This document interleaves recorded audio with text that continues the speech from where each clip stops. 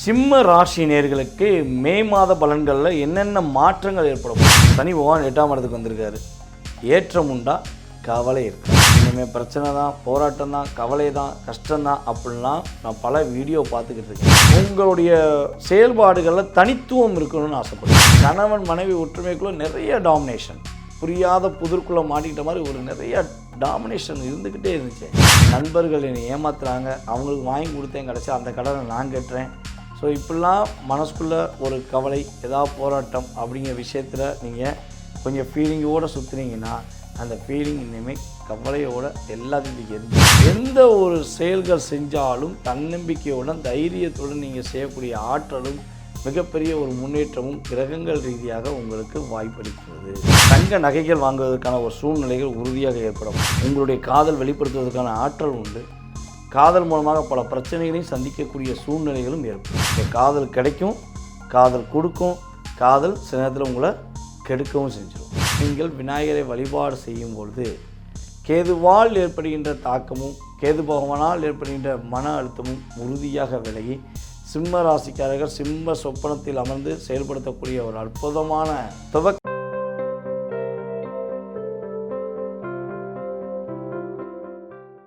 அகிலம் எங்கும் மதுரை மீனாட்சியின் ஆசீர்வாதத்துடன் உங்களுக்கு பிரதிபலித்து கொண்டிருக்கும் பக்தி இன்ஃபோ யூடியூப் சேனல் வாயிலாக உங்களை சந்திப்பதில் மிக மகிழ்ச்சி அடைகிறேன். நான் உங்கள் டிஜே சுந்தரபாண்டி, சிவகாசியிலிருந்து. நேயர்களே, தற்போது பார்க்க போகிற விஷயம் என்ன அப்படிங்கும்போது, மே மாதத்தில் 12 ராசிகளுக்கான சிறப்பான பலன்கள் என்ன, 12 ராசி நேயர்களும் என்னென்ன மாற்றங்களை ஏற்படுத்த போகிறீங்க, உங்களுடைய வாழ்க்கையில் என்னென்ன முன்னேற்றம் ஏற்பட போகுது அப்படிங்கிறத பற்றி பார்க்க போகிறோம். ஸோ அதற்கு முன்னாடி இந்த மே மாத பலன் கோச்சார ரீதியான கிரகங்கள் ரீதியாக ஃபஸ்ட்டு நம்ம கணிக்கிறோங்கிறத தயவு செய்து புரிஞ்சுக்கோங்க. அதாவது மேச ராசிக்கு சொல்கிறோம், ரிஷபராசிக்கு சொல்கிறோம், ஸோ மிதுன ராசி சொல்கிறோம், இப்படி 12 ராசிக்கு நம்ம சொல்கிறோம். ஸோ இதில் வந்து பார்த்திங்கன்னா நம்ம சொன்ன கடந்த கால நிகழ்வுகள் பலன்கள் எல்லாமே பாதி நபர்கள், கிட்டத்தட்ட ஒரு 60-70% நபர்களுக்கு ஒரு ஃபேவராக, ஆமாங்க கடந்த காலத்தில் நடந்துச்சு, நீங்கள் சொன்ன மாதிரி எனக்கு ஒரு சின்ன ஒரு பிரச்சனை வந்துச்சு, என்னென்ன தாக்கம் சொன்னோமோ அதெல்லாம் நடந்துச்சுன்னு சொல்லி ஃபீட்பேக் கொடுக்குறாங்க. அது ரொம்ப ரொம்ப சந்தோஷமாக இருக்குது.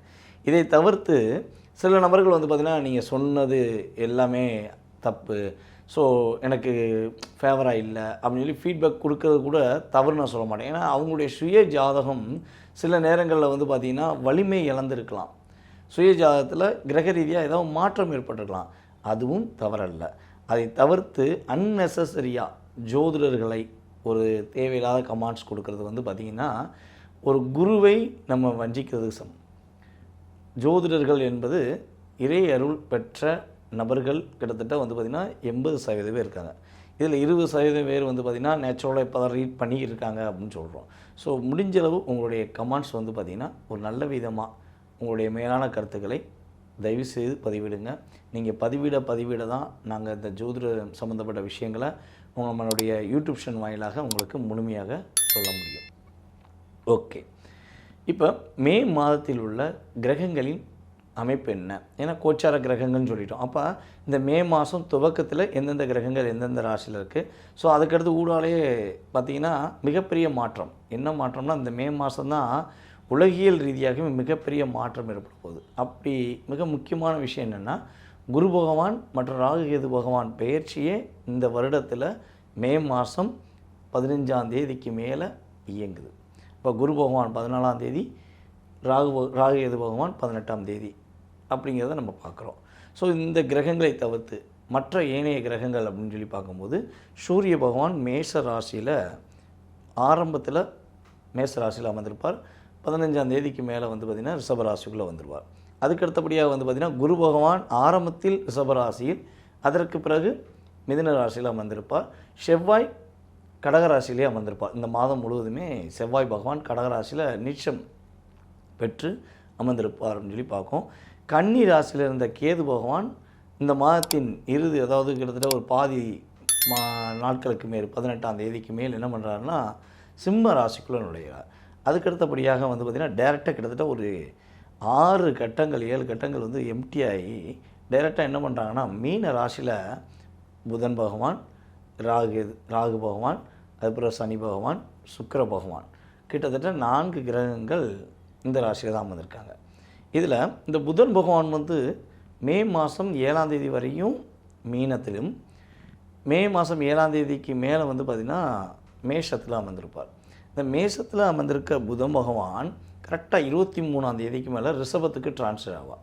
கிட்டத்தட்ட இந்த மாதத்தில் கிட்டத்தட்ட 3 ராசிக்குள்ளே ட்ராவல் பண்ணுற கிரகம் அப்படின்னு பார்த்திங்கன்னா புதன் பகவான் தான். ஸோ இந்த மாதம் முழுமையாக புதன் பகவானின் ஆதிக்கமும் குரு பகவானின் செயல்பாடும் ராகு கேது பகவானுடைய மாற்றங்களும் ஏற்படுத்தக்கூடிய விஷயத்தை உள்ளடக்கி தான் இந்த மாத பலன்கள் வரப்போகுது. வாங்க உங்களுடைய ராசிக்கான பலன்களை நம்ம பார்ப்போம். சிம்ம ராசி நேயர்களுக்கு மே மாத பலன்களில் என்னென்ன மாற்றங்கள் ஏற்பட போகுது. நான் சிம்ம ராசிக்காரங்க, சனி பகவான் 8ஆம் இடத்துக்கு வந்திருக்காரு. ஏற்றம் உண்டா, கவலை இருக்கா? எல்லா வீடியோலையும் பார்த்தீங்கன்னா 8க்கு வந்துட்டார், இனிமேல் பிரச்சனை தான், போராட்டம் தான், கவலை தான், கஷ்டம்தான் அப்படின்லாம் நான் பல வீடியோ பார்த்துக்கிட்டு இருக்கேன். ஆனால் நீங்கள் ஒருத்தர் மட்டும் சிம்ம ராசிக்கு அவ்வளோ பெரிய கஷ்டம் வராதுன்னு சொல்கிறீங்களே, இது எப்படி சொல்கிறீங்க அப்படிங்கிற ஒரு கேள்வி வைக்கலாம். ஸோ இது என்கிட்ட கால் பண்ணி கேட்குற நேயர்களே நிறைய பேர் கேட்டிருக்காங்க. ஸோ அதனால் திரும்பியும் கேட்காத நேயர்களுக்கும் திரும்பியும் நான் ஒரு தடவை சொல்கிறேன். அதாவது சனி பகவான் உங்களுடைய ராசிக்கு 6ஆம் இடத்ததிபதி மற்றும் 7ஆம் இடத்ததிபதிங்கிறது நிதர்சனமான உண்மை. அப்போ இந்த 6, 7க்குரியவர் வந்து பார்த்திங்கன்னா உங்களுடைய ராசியின் அதிபதிக்கும் அவருக்கும் ஆகாது. அப்போ ஆகாத ஒருத்தர் நம்மளை பார்த்துக்கிட்டே இருந்தாரே, அதனால் 2.5 வருஷம் நம்ம படாத பாடு பட்டோமா படலையா அப்படிங்க நீங்கள் யோசிச்சுக்கோங்க. அப்போ 2.5 வருஷமாக சிம்மராசிக்காரங்க பல முயற்சிகள், பல செயல்பாடுகளில் தன்னுடைய திறமையை வெளியே கொண்டு வரணும்னு ஆசைப்பட்டீங்க. இயற்கையாகவே சிம்மராசிக்குன்னு ஒரு குணம் இருக்குங்க, உங்களுடைய செயல்பாடுகளில் தனித்துவம் இருக்கணும்னு ஆசைப்படுவீங்க. ஒரு இடத்துல ஒரு 30 பேர் இருக்காங்கன்னா அந்த இடத்துல நீங்கள் ஒரு கம்பீரமாக இருக்கணும், உங்களுடைய பேச்சுக்கு ஒரு மரியாதை இருக்கணும், உங்களுடைய ஒவ்வொரு செயல்பாடுக்கும் ஒரு அங்கீகாரம் இருக்கணுங்கிற எதிர்பார்ப்போடு நீங்கள் செய்கிறவங்க.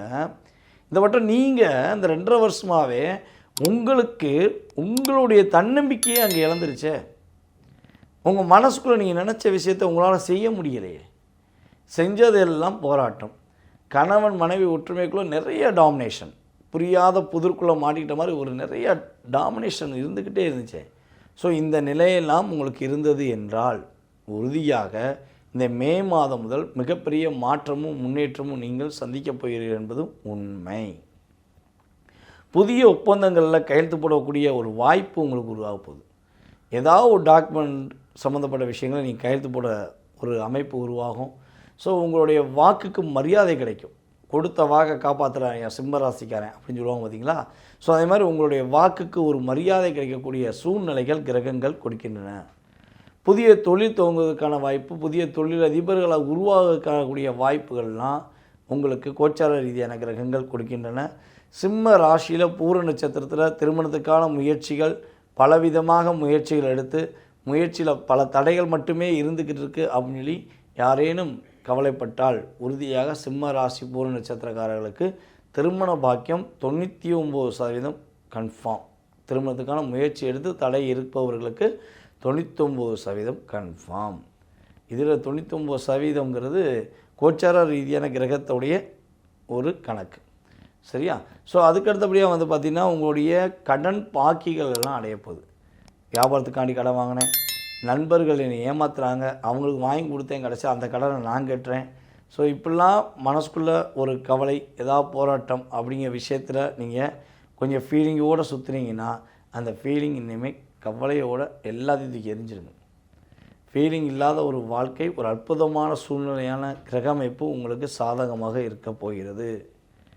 எந்த ஒரு செயல்கள் செஞ்சாலும் தன்னம்பிக்கையுடன் தைரியத்துடன் நீங்கள் செய்யக்கூடிய ஆற்றலும் மிகப்பெரிய ஒரு முன்னேற்றமும் கிரகங்கள் ரீதியாக உங்களுக்கு வாய்ப்பளிக்கிறது. சிம்ம ராசி பெண்களுக்கு இந்த மாதம் துவக்கத்தில் இருந்தே சூப்பராக இருக்குங்க. பணம் கொடுக்கல் வாங்கல ரொம்ப ரொம்ப அற்புதமாக இருக்கும். தங்க நகைகள் வாங்குவதற்கான ஒரு சூழ்நிலைகள் உறுதியாக ஏற்பட போகுது. உங்களுக்கு பிடிச்ச மாதிரி ஒரு சின்ன தங்க ஆபரணங்கள் உறுதியாக நீங்கள் வாங்குவீங்க. அதேபோல் உங்களுடைய காதலருக்கு நீங்கள் ஏதாவது கிஃப்ட்டு கொடுக்கணும்னு நினச்சிங்கன்னா இந்த மாதம் நீங்கள் கொடுப்பதற்கான சூழ்நிலை உண்டு. உங்களுடைய காதல் வெளிப்படுத்துவதற்கான ஆற்றல் உண்டு. காதல் மூலமாக பல பிரச்சனைகளையும் சந்திக்கக்கூடிய சூழ்நிலைகளும் ஏற்பட்டுரும். ஸோ காதல் கிடைக்கும், காதல் கொடுக்கும், காதல் சில நேரத்தில் உங்களை கெடுக்கவும் செஞ்சிடும். ஏன்னா இந்த மாதத்தில் உங்களுடைய ராசிக்கு 2ஆம் இடத்த அதிபதி என்று கருதுகின்ற புதன், இந்த புதன் தான் காதலுக்கு மிகப்பெரிய ஒரு கான்செப்ட். ஸோ அவர் 8, 9, 10 அப்படின்னு சொல்லி 3 இடங்களுக்கும் மாறி மாறி செயல்படுறதுனால இந்த செயல்பாடு சிம்ம ராசி பெண்களுக்கு ஏற்படும் என்பது கவனம் அப்படிங்கிறதையும் சந்தோஷம் அப்படிங்கிறதையும் ரெண்டையும் சேர்த்தே தான் சொல்கிறேன். ஸோ நகை வாங்கிறதுல வந்து அக்யூரேட்டாக உங்களுக்கு வாய்ப்புகள் அதிகமாக இருக்குது. ஸோ இதுக்கு வந்து உங்கள் சுய ஜாதகமும் வலிமையாக கிரக அமைப்பில் இருந்தால் நகை வாங்கிடுவீங்க. ஒரு மகிழ்ச்சியான சூழ்நிலை உங்களுக்கு உண்டு. அதுபோல் சிம்ம ராசி பெண்களுக்கு, கல்யாணம் முடிஞ்ச பெண்களுக்கு மாமியாரால் பல பிரச்சனை இருக்குது. என் மாமியார் என்னை புரிஞ்சுக்கவே மாட்டேங்காங்க, என் மாமியார் நான் எவ்வளவோ அக்கறையாக பார்த்துக்கிறேன், நான் உண்மையான அன்பாக பார்த்துக்கிறேன், ஆனால் என்னை வந்து பிடிவாதம் பிடிச்சவங்க, திமிரு பிடிச்சவங்க சொல்லி என்னை சொல்கிறாங்க, எனக்கு அவ்வளோ கவலையாக இருக்குது அப்படின்னு சொல்லி வருத்தப்பட்டீங்கன்னா இந்த மாதம் துவக்கத்திலிருந்தே உங்களுடைய மாமியாருடைய செயல்பாடில் மாற்றம் ஏற்படும். அவங்க உங்களுடைய தாயாக மாறி உங்களுக்கு அற்புதமாக உதவி செய்வாங்க என்பது நிதர்சனமான உண்மை. ஸோ சிம்மராசி பெண்கள் காதல் சம்பந்தப்பட்ட விஷயங்களில் ஏற்றமும் உண்டு, மாற்றமும் உண்டு, பொருளாதார ரீதியான சூழ்நிலையில் முன்னேற்றமும் உண்டு, அதுக்கேற்றபடியாக சிக்கலும் உண்டு. ஸோ கவனமாக காதல் பண்ணுங்கள், கஷ்டப்பட்டுறாதீங்க, நல்லபடியாக இருங்க. ஸோ இந்த கேது பகவான் ராசிக்குள்ளே 15ஆம் தேதிக்கு மேலே, ஐ மீன் 19ஆம் தேதிக்கிட்ட உங்களுடைய ராசிக்குள்ளே வந்துடுறாரே. அப்போ சிம்ம ராசிக்குள்ளே கேது பகவான் வந்துட்டாருன்னா நான் என்ன செய்யணும் அப்படின்னு ஒரு கேள்வி வைக்கலாம். மேக்ஸிமம் இதை பற்றி ஃபுல்லாக தெரிஞ்சுக்கணுன்னா ராகுகேது பயிற்சி வீடியோவில் பார்த்துக்கோங்க. ஷார்ட் அண்ட் ஸ்வீட்டாக சொல்லணும்னா கேது உள்ளே வந்தது நம்மளுடைய சிம்ம ராசிக்காரங்க விநாயகரை போய் தொட ஆரம்பிச்சிடணும். ஐயா விநாயக பகவானே, உங்களை அன்புடன் வரவேற்கிறோம், எங்களுக்கு ஒரு மாற்றத்தையும் எங்களுக்கு ஒரு மிகப்பெரிய முன்னேற்றத்தையும் நீங்கள் உறுதியாக கொடுக்க வேண்டும் என்ற உங்களுடைய வாய்மொழி மூலமாக அன்புடன் வரவேற்று நீங்கள் விநாயகரை வழிபாடு செய்யும் பொழுது கேதுவால் ஏற்படுகின்ற தாக்கமும் கேது பகவானால் ஏற்படுகின்ற மன அழுத்தமும் உறுதியாக விலகி சிம்ம ராசிக்காரர்கள் சிம்ம சொப்பனத்தில் அமர்ந்து செயல்படுத்தக்கூடிய ஒரு அற்புதமான துவக்க மாதம். அதாவது 2.5 வருஷமாக போராட்ட வருடங்கள் மாதங்கள். இந்த மாதம் உங்களுடைய ராசிக்கு மிகப்பெரிய ஒரு துவக்கமான மாதமாக உறுதியாக இருக்கும் என்பதை கூறிக்கொண்டு வாய்ப்பளித்த நல்ல உள்ளங்களுக்கும் வீடியோவை பார்த்து கொண்டிருக்கும் அன்பார்ந்த சிம்மராசினியர்கள் அனைவருக்கும் பணிவான வணக்கம். நன்றி.